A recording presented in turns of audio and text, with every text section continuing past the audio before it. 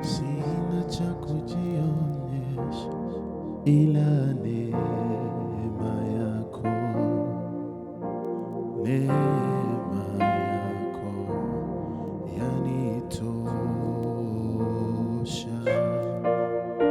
Sina cha kujigamba ila neema yako, neema yako yanitosha. Bwana Yesu asifiwe. Nayo furaha sana kukukaribisha kwenye ibada ya worship in spirit and understanding. Ni kiu yetu tumwabudu Mungu tukiwa rohoni na tukiwa tunaelewa kile tunachokifanya. Kwa neema ya Mungu, Mungu ametupa hii neema ya kumfanyia hii ibada. Nikukaribishe sana kuifuatilia, najua itakusaidia, itakuvusha, kuna mahali itakupeleka.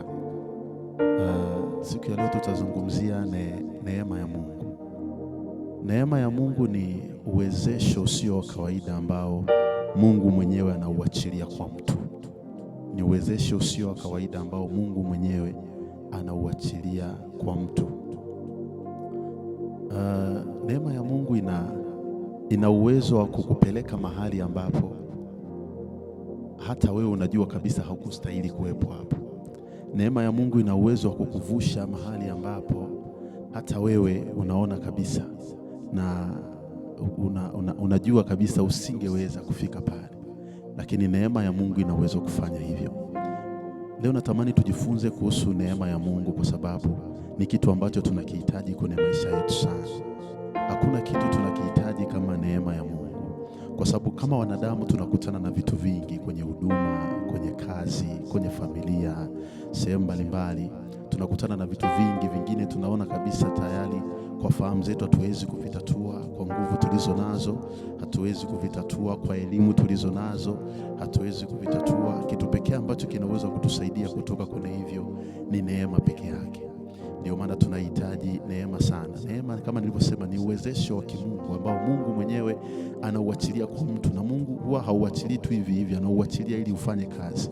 Ufanye kazi gani? Umvushe mtu mahali ambapo yeye angesingeweza, kwa nguvu zake, kwa connection alizonazo, kwa fedha alizonazo, kwa watu walionao, yani kwa chochote ambacho anacho angesingeweza kuvuka hapo.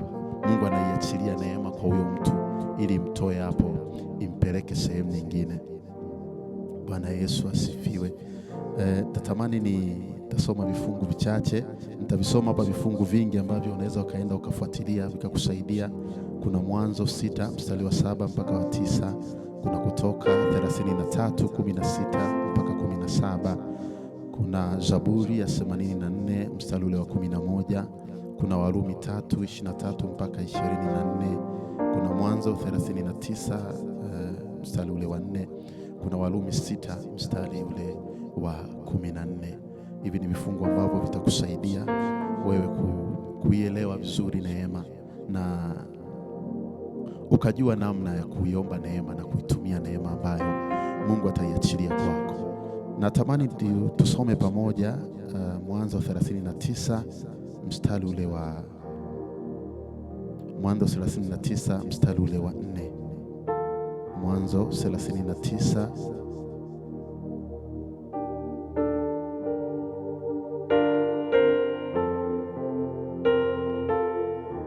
Mwanzo 39 mstari ule wa 4 unasema, Yusufu akaona neema machoni pake, akamtumikia, naye akamweka awe msimamizi juu ya nyumba yake, na yote yaliyomo akayaweka mikononi mwake.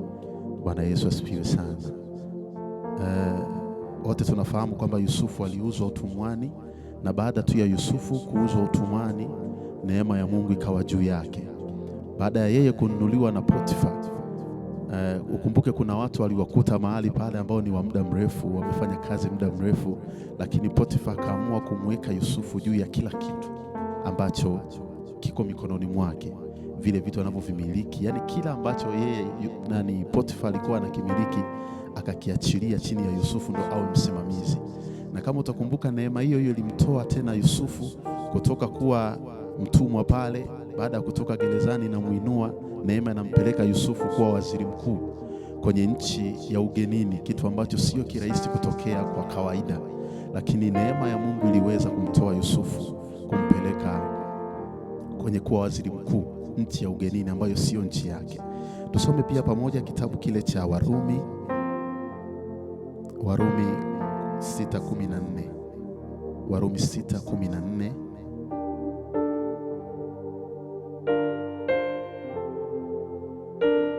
Warumi 6:14. Warumi 6:14 nasema, kwa maana dhambi haitawatawala ninyi, kwa sababu hamui chini ya sheria, bali chini ya neema. Amen. Hapa Paulo alikuwa anajaribu kuwaonesha Warumi kwamba ukiwa chini ya neema, kuna namna neema itakusaidia hata kujiepusha na kutenda dhambi. Ile neema kuna namna itakuwezesha, kuna namna itakubeba, kuna namna itakuongoza. Kama nilivyosema, neema ni uwezesho wa kimungu, sio wa kawaida, ambao Mungu anauachilia kwa mtu ili iweje? Ili umsaidie mtu kufanya vitu visivyo vya kawaida. Pale unapokutana na kitu ambacho sio cha kawaida, neema pekee ndio inayoweza kukutoa hapo. Yawezekana hata saa hii unapohudumiwa, unapofuatilia ibada hii, kuna mazingira ambayo unapitia, kuna vitu unapitia, umejaribu kutafuta ushauri, umejaribu kutafuta maombi, umejaribu kutafuta kila kitu, lakini bado upo, hiyo kitu bado imekung'ang'ania. Hebu omba neema ya Mungu kwenye hicho. Ukiomba neema ya Mungu, kuna namna hiyo neema ikishuka itakuhudumia na itakutoa hapo. Neema ya Mungu ipo kwa ajili ya yale yasiyowezekana kabisa.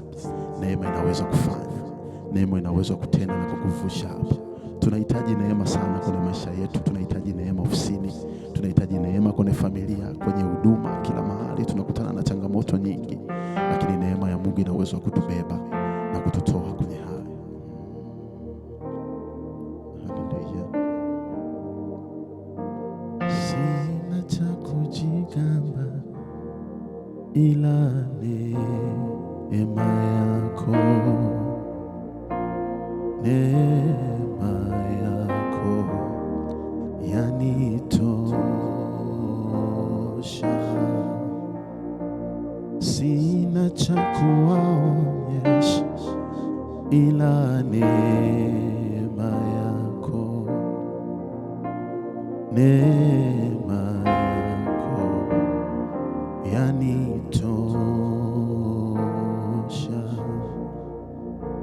Sina cha kujivunia ila neema yako,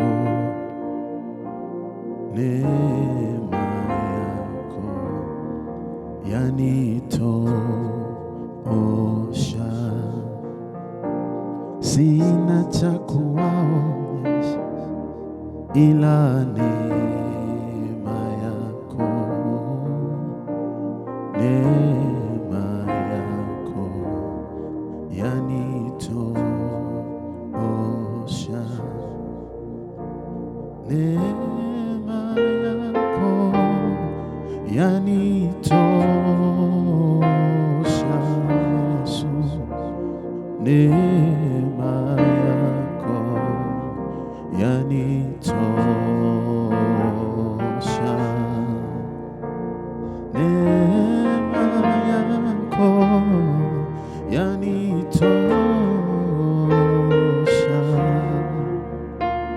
Neema yako yanitosha. Yesu, neema yako yanitosha. Neema yako yanitosha. Mungu anasema yeye anawapenda wanyenyekevu. Anasema anawapinga wenye kiburi, lakini anawapa wanyenyekevu neema. Anawapa wanyenyekevu neema. Mungu atusaidie kuwa na unyenyekevu ili kuipata neema.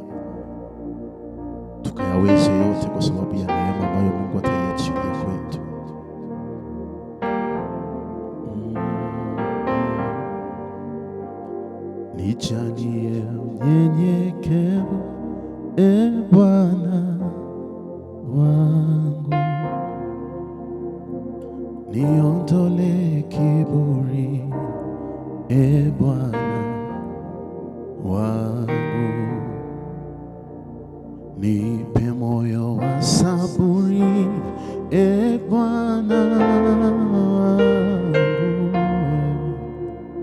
nikutumikie siku zote, nijalie unyenyekevu, e Bwana wangu, niondole kiburi, e Bwana wangu, nipe moyo wa saburi, e Bwana wangu, nikutumikie siku zote, nijalie unyenyekevu, e Bwana wangu, niondole kiburi, e Bwana wangu, nipe moyo wa saburi, e Bwana wangu, niondole mashindano, e Bwana wangu, neema yako yanitosha, neema yako yanitosha, neema yako yanitosha, neema yako yanitosha, Yesu, neema yako yanitosha, neema yako yanitosha,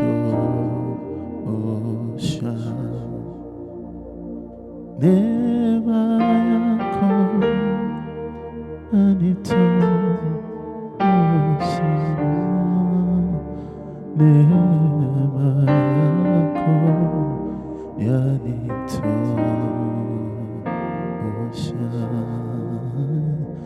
nijalie unyenyekevu, e Bwana wangu, niondole kiburi, e Bwana wangu, nipe na moyo wa saburi, e Bwana wangu, nikutumikie siku zote. Kwa neema ya Mungu tunauona mkono wake ukitubeba, neema yake inatuvusha, tunauona mkono wake ukitugusa, ukitubeba.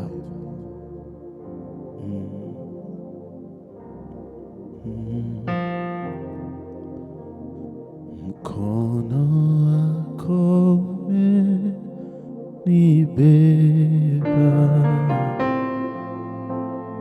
mkono wako umenibeba, mkono wako umenibeba, mkono wako umenibeba,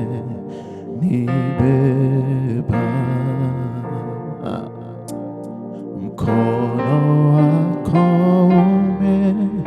umenibeba,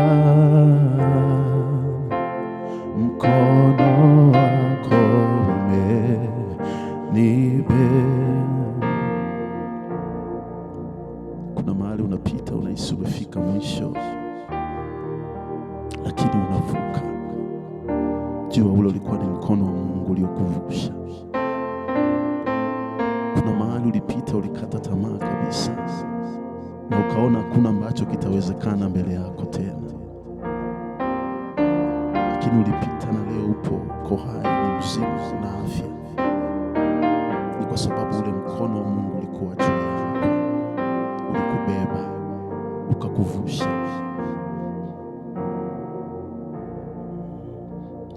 Mkono wako umenibeba, mkono wako umenibeba,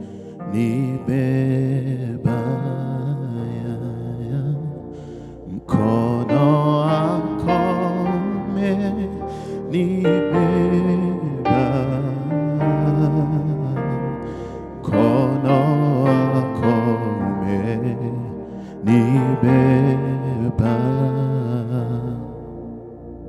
mkono wako umenivusha, mkono wako umenivusha,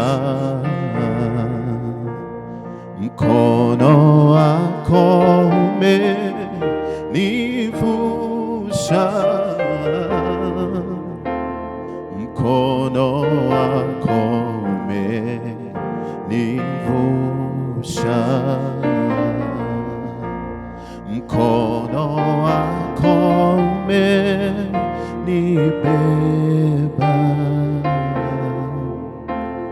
mkono wako umenibeba, mkono wako umenibeba,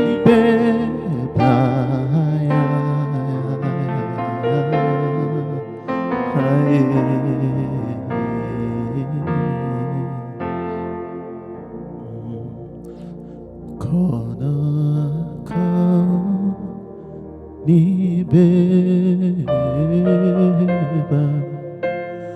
mkono wako umenibeba, mkono wako umenivusha kwenye magumu mengi, mkono wako umenivusha, mkono wako umenivusha, mkono wako nivusha. Mungu, nakushukuru kwa neema yako, tunakushukuru kwa neema yako. Hivi tulivyo ni neema yako tu.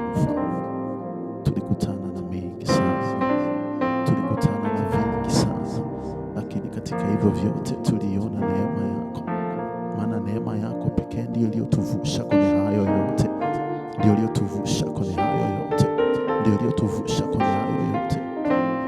Tulifika sehemu